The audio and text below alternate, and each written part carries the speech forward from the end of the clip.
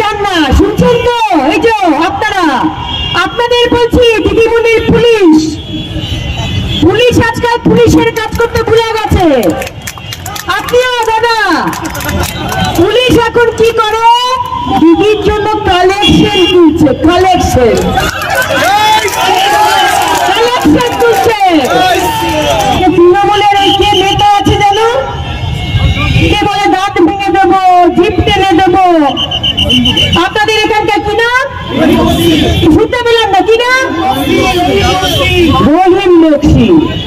তো রহিম বক্সি দাদা তিনি বলছেন আমাদের উত্তরবঙ্গের যে মন্ত্রী আছে তার জামা কাপড় নাকি খুলে দেবেন, আমাদের সম্মানীয় সাংসদ খগেনদা তাকে নাকি জলে ভাসিয়ে দেবেন।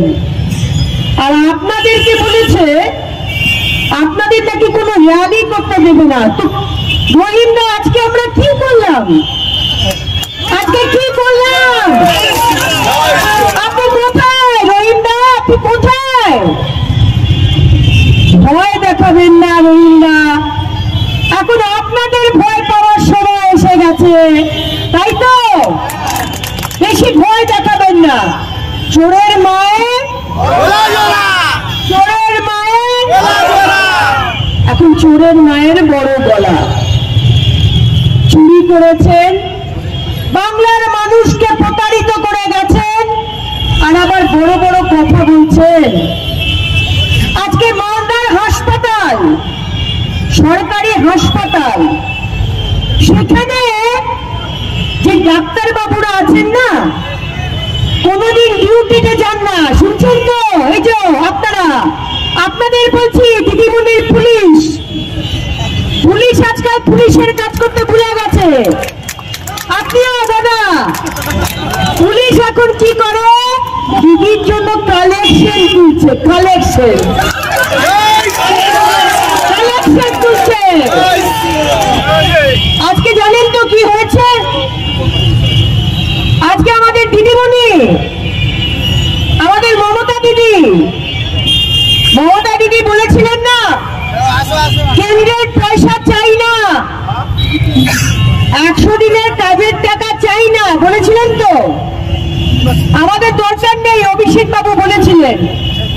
আজকে সকাল সকাল চলে গেছেন আমাদের মোদিজির সঙ্গে দেখা করতে, টাকা চাইতে চলে গেছেন। মমতাদি কি ভেবেছেন বলুন তো? আপনার সরকার, আপনার নেতা মন্ত্রী কর্মী চুরি করবে, 100 দিনের কাজের টাকা চুরি। প্রধানমন্ত্রী আবাস যোজনার বাড়ির টাকা পাঠিয়েছে, চুরি করে নিয়েছেন। প্রধানমন্ত্রী বাথরুমের টাকা পাঠিয়েছেন, মানে যাকে আমরা বলছি পায়খানাও খাচ্ছে আজকাল তৃণমূল, সবই খাচ্ছে, তার টাকাও চুরি করে নিয়েছে। বাড়ি বাড়িতে জল হবে। আজকে আমাদের বাড়ির মায়েরা ঘন্টার পর ঘন্টা দূরে গিয়ে জল নিয়ে আসতে হয়, কত কষ্ট করতে হয়। আজকে সেই জল যাতে বাড়ি বাড়িতে পাইপ বসে এবং বাড়ি বাড়িতে পানীয় জলের ব্যবস্থা হয়, তার জন্য কোটি কোটি টাকা দিচ্ছেন, তাও চুরি করেছে। আর তারপরে মমতা ব্যানার্জি বাংলার মানুষকে নতুন ভাবে আবার ভুল বোঝাতে শুরু করেছেন। কারণ হাতে তো আর 3টে মাস সময়, 3 মাস, ডিসেম্বর শেষ, জানুয়ারি, ফেব্রুয়ারি, মার্চ, আমরা কটা আসন তুলে দেব? এবং 35টা আসনের মধ্যে মালদা হবে তো? ওই রহিম বক্সিকে উচিত জবাব দিতে হবে তো?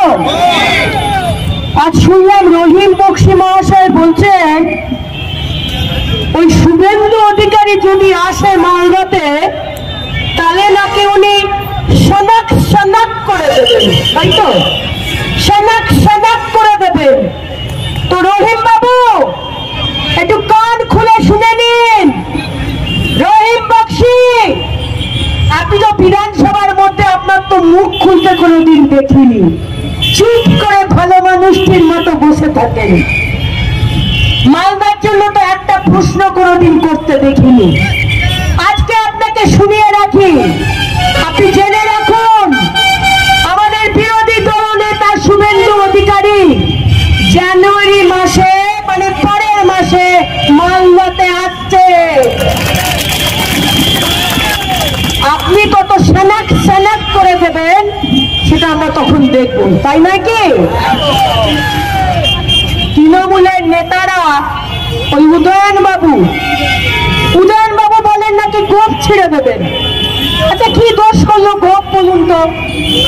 একজন বলে গোপ ছিঁড়ে দেবে, আপনাদের রহিম দাদা বলেন দাঁত ছিঁড়ে দেবে, আর আপনাদের ওই কি নাম ওই গৌতম দেব তিনি বলেন জিভ টেনে দেবে। কিন্তু আপনাদের একটা কথা বলে রাখি, তৃণমূলে যত নেতা মন্ত্রী রয়েছেন, আজকে আপনাদের এই ইংলিশ বাজারের মিউনিসিপ্যালিটি কোথায় কি দুর্নীতি হয়েছে সব ওই লাল খাতা নীল ডায়েরিতে লেখা হচ্ছে, তাই তো? সময় মতো সব খোলা হবে। আর এই পুলিশদেরও সতর্ক করে রাখছি যে আপনাদের পুলিশ চাকা ঘুরছে, খুব শীঘ্রই সারা পশ্চিমবঙ্গে পদ্ম ফুল ফুটবে। আর এই বলেই আমি আমার বক্তব্য শেষ করব। তৃণমূল যদি মনে করেন যে আমাদের ভয় দেখিয়ে আমাদের ভারতীয় জনতা পার্টির কার্যকর্তাদের কেস দিয়ে বাড়ি ভেঙে লুট করে, এখনো বলছে 3টে মেয়ে নাকি নিখোঁজ এখনো অব্দি কোতোয়ালি অঞ্চলে মহিলাদের ওপর অত্যাচার করে আপনারা পার পেয়ে যাবেন, তাহলে ভুল ভাবছেন।